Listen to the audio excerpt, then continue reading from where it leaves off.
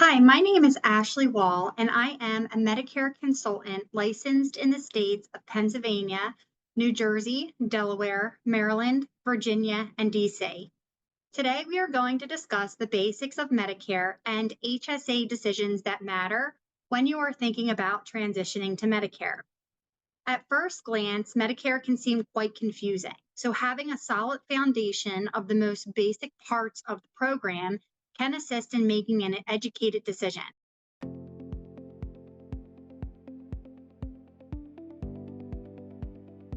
Medicare has 5 components that you need to know about.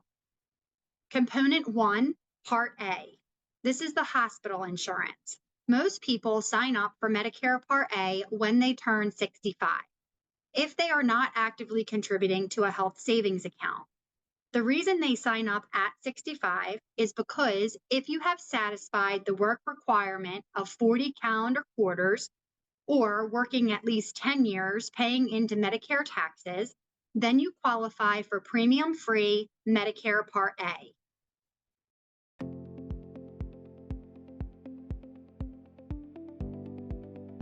Component 2, Part B.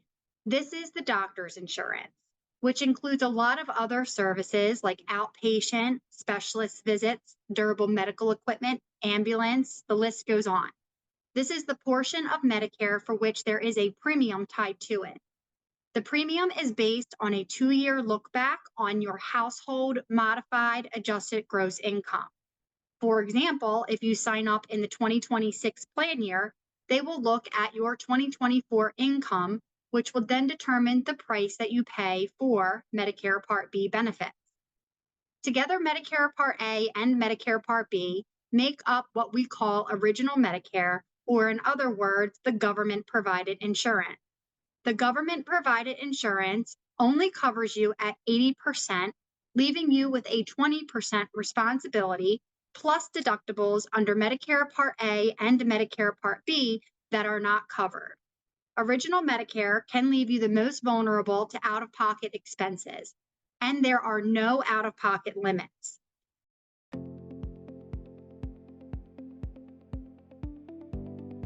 This is why people look to pair their A and B benefits with either a Medicare Advantage Part C plan or a supplement, also known as a Medigap, with a Part D drug plan. Component 3 is Part C. These are the Medicare Advantage plans. They are all inclusive, so they include coverage for A, B, and D, as well as additional benefits like dental, vision, and hearing.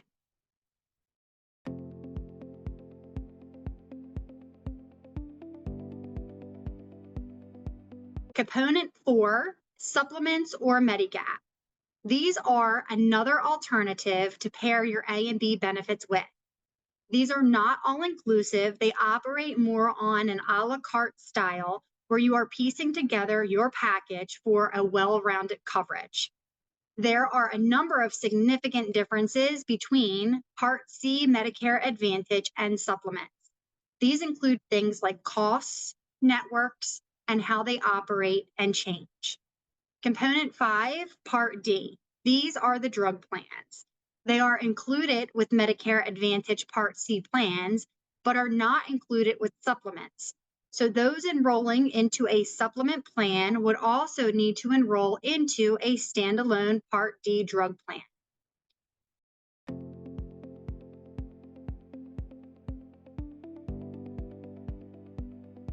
These are the 5 building blocks of Medicare: Part A, Part B, Part C Medicare Advantage, supplements, and Part D. Understanding these differences will give you the confidence in navigating Medicare and empower you to make informed decisions.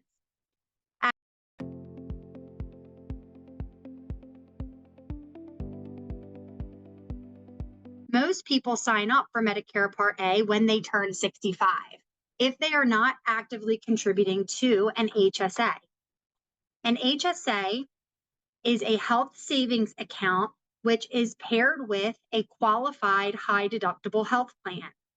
A high deductible health plan with an HSA component is a very popular plan option that a lot of employers offer because they provide a tax-friendly way to pay for qualified healthcare costs. As you approach Medicare eligibility, there are some important things that you need to know to maintain those benefits and continue to make contributions to your account. Whether that's Medicare Part A and or Medicare Part B, you can no longer contribute pre-tax dollars to your HSA account. If you continue contributions to your HSA pre-tax after any parts of your Medicare benefits begin, you will be responsible for reporting those as excess contributions on your taxes, and you will be subject to a 6% excise tax. You can continue your HSA contributions if you delay both your Medicare and Social Security benefits, as Part A is mandatory for anyone that qualified for premium-free Part A coverage and is receiving their Social Security benefits. For example, to continue your high deductible health plan coverage through your or your spouse's current employer and pre-taxed HSA contributions, you will need to delay Part A, Part B, and your Social Security benefits. When you are ready to enroll in Medicare, either due to a loss of employment or coverage, you will need to stop contributing to your HSA at least 6 months prior to signing up for Medicare, or the month you turn 65 if later. You can use your existing HSA funds to pay for qualified medical expenses. Those expenses include Part B premiums, deductibles, copays, and coinsurance, Part D premium, deductibles, copays, and coinsurances, Medicare Advantage Part C premiums, deductibles, copays, and coinsurances. Please note that HSA funds cannot be used to pay for Medicare supplements or Medigap policies. Premiums.